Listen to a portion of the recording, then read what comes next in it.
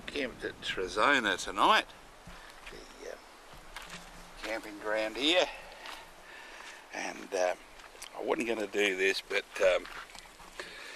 this is only for you, Jack. Alright.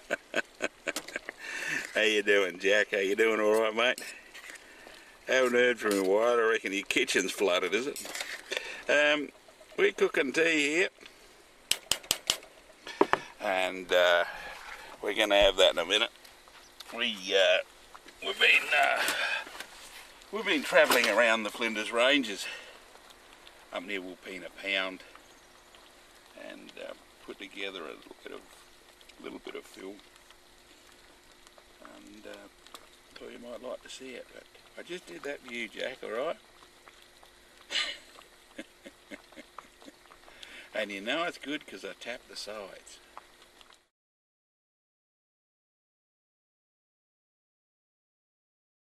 The actual mine itself, that they found out, is the seam is 50 metres wide and 150 metres in length, and it goes vertically down. A little bit unusual because most times you go into a mine and your seam's going horizontally and you've got to chase it, you know. But this one was directly vertical, all the way straight down, and it was you know, they had the mine straight down. So they only had one poppet shaft that went down, and then all the levels went out from that, which we'll show you in a few minutes' time. In the time from 1861 through to 1907, when the mine closed, there were 3 different owners of the mine. Production was very high compared to a lot of mines around the place. When they were mining it straight out of the walls, they were getting around about 4%. By the time they'd sorted it and taken it over to the poppet shaft where the big buckets were to take it to the surface, they had it to about 14%. And then they went through the smelters, they came out around about 90%. And we had all the smelters and the crushing plant on the top, and virtually all the copper that went away from here was virtually nearly pure copper. Now, as you walked in, you would have seen that big black hill just on our left here, on my left. That is all the ore or slag out of the furnaces that was being taken out of this mine. So that whole hill there has been mined out of this mine. I'll tell you what we'll do with you. I think it'd be better with it in your hand than hang off your back. What I'll do is just let it go. Put it around his neck, Oh, yeah. shoulder. Yeah. They're hairy. Unfortunately, yeah. Over the shoulder. Over the shoulder to there. That'd be better. Okay. Because you're a nuisance, aren't you? I know. Now where's your hat to? Let's put your... What we do with the hats is that section goes through the back there to keep the cord out of your face while we're walking through. So just get that with a little press stud. And the lamp itself goes and it slides onto the front like that. Okay.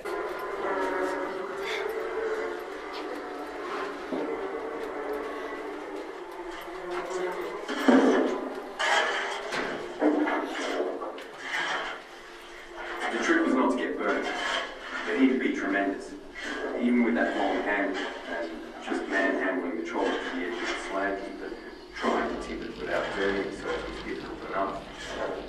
Wind would be okay, but in summer the heat would really take its toll. You want to be able to late shift out. At night, it would be pretty spectacular. You'd see the glow for miles. If you look out to see that big hole on the left-hand side in front of you there, that's the poppet shaft that goes right to the surface, and it goes down there to 600 feet deep, that hole does. And that's where all the ore was brought up. They didn't have cables in those days, they had similar chains to like on the wall on the other side there. It used to make a huge amount of noise of the iron buckets that were actually coming up that shaft there going to the surface. In a few seconds time you'll actually hear some of the noise of the actual poppet shaft working.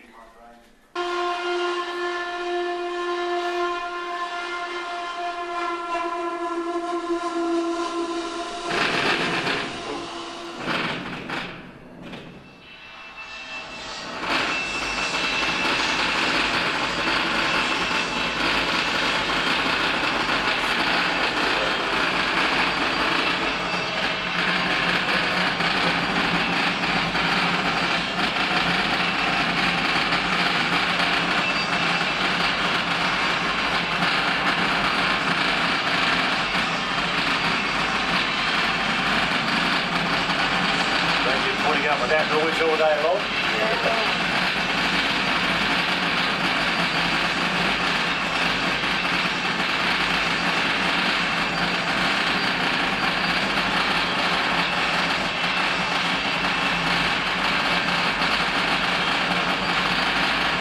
Worse there, too, down there than here, I reckon. Of course it was.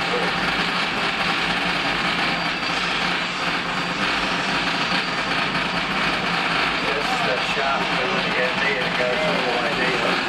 We're standing there on that water shaft there. See the water levels around about there? On that section there. That's where we went in. That line there is our water supply to the town. We have a bore that goes into the bottoms of the bollard where the water is. It's still serving a purpose. Serving a purpose, yeah. If you like to just come up close and listen to the story there, the story is of a 14-year-old lad that had only been working 2 weeks in the mine, and two elder men had an argument down the mine as the boy was going past with his wheelbarrow, and he got chipped down the actual shaft. So if you listen, you'll hear what actually happened. You can see where my light is there. Goes right up at the top, across there, and the seam goes down right down into the bottom there. Yeah. Now the darker the colour, the more pure the copper is.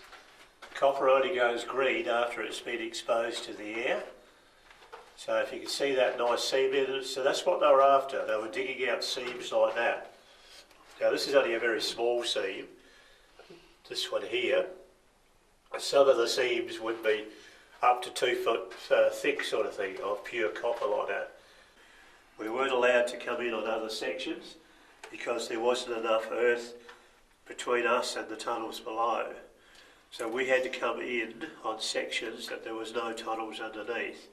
So we had to do 2 sections of digging to meet up with the old section of the mine. You mean to do the tours? To do the tours. Oh. Yeah, we're not allowed to cross another tunnel underneath, so we had to put new tunnels in to meet up with the old tunnels that are in there. So that's what we've done here. Had 4 miners working nearly 12 months to put 2 sections in. Now as we walk down here, there's a slight decline until we get to the timber, and that is the new section. After we get to there, we go into the old section. Just mind when you're walking on the way down, it's a little bit downhill. You can see there where they've actually put the explosive in. Put it there and blew the parts out all the way down, you'll see that. Another one down there. See a hole there where they had an explosion in.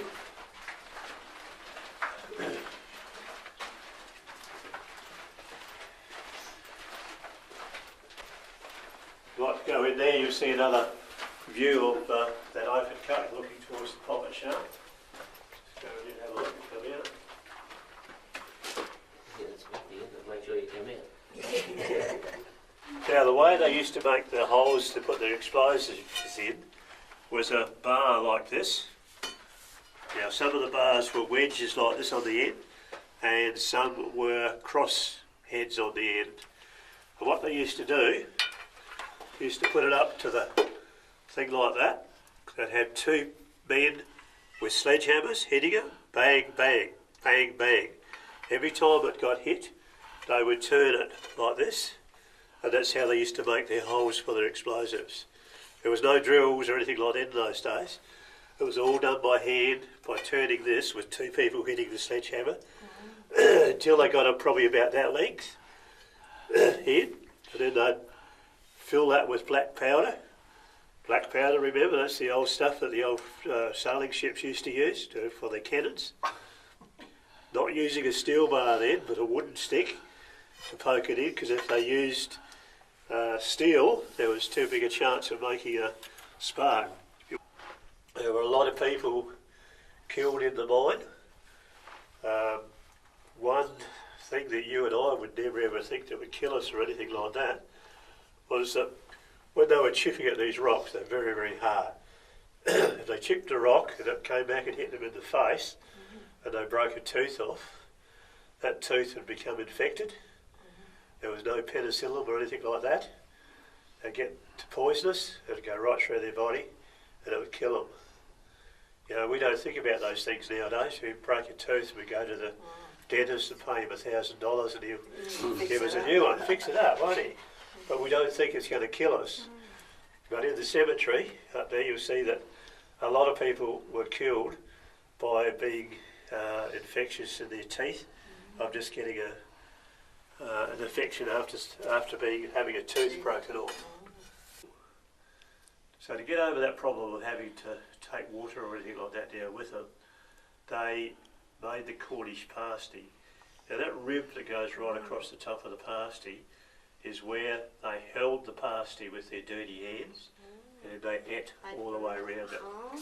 Now when they finished with it, they would take that bit of rib at the top and throw it down the mulling. They did that to appease the Tommy knockers.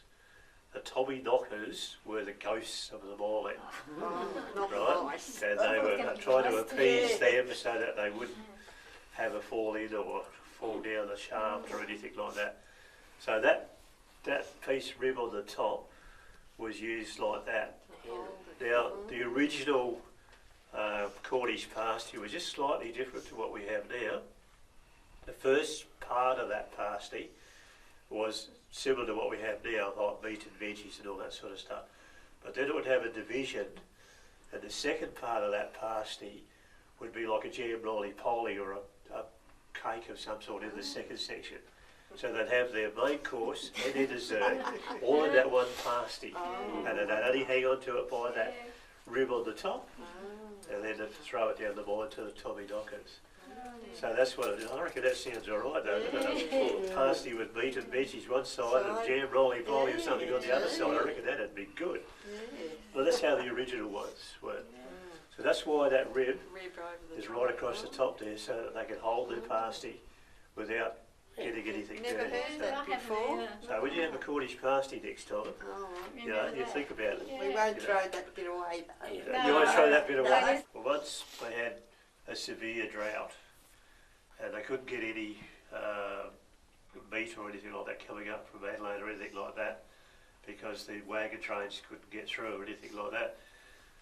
And all the food was getting very scarce to get. There was no meat on the farms around here or anything like that. But this little Chinese lady, she was making these Cornish pasties as fast as she could make them and still supplying the town, you know. And they said, well, where the devil is she getting all the meat? She was making them flat out, you know.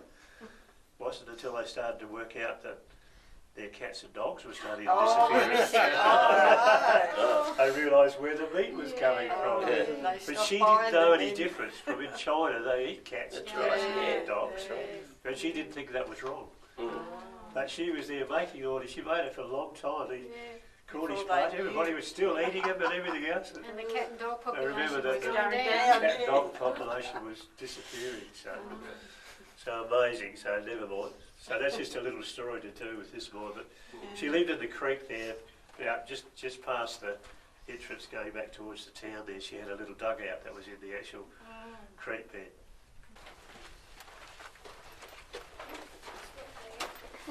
Little step there.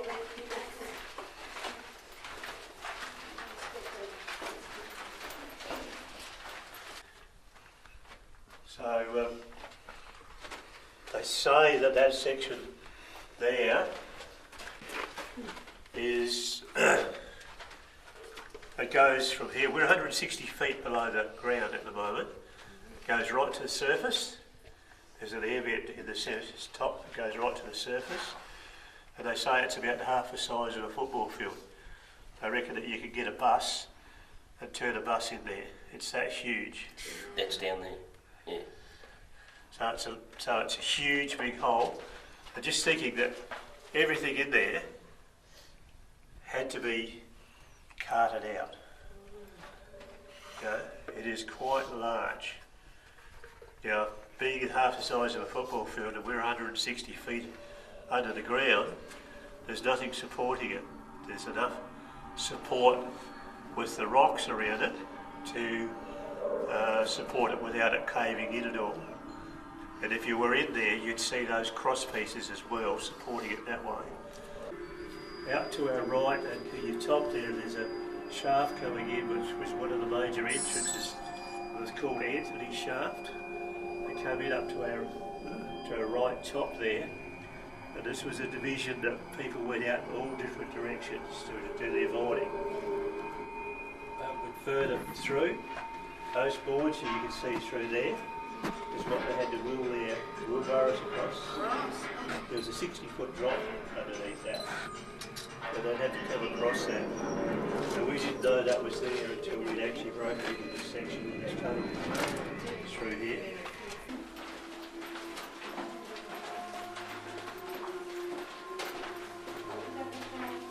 That's what we looked at here. Getting warmer. Yeah, it was cold then. Yeah, it was cold.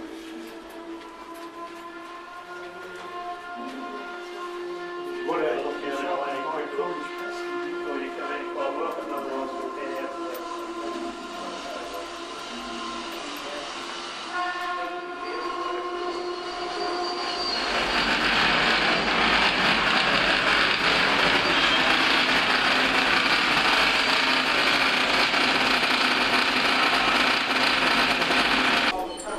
Yeah, so doing up there. One man, he had a Cornish club. He was full of tales of tommyknockers and ghosts, hookers and whatnot down the mine. Of course, some dancer would suggest switching off our torches, and the next thing we'd be screaming and running up those drives like the devil himself was after us. Sometimes there'd be no batteries and no pocket money to buy them. We'd take candles with them. That would be really scary, because you need a light issue candle, and somehow it made it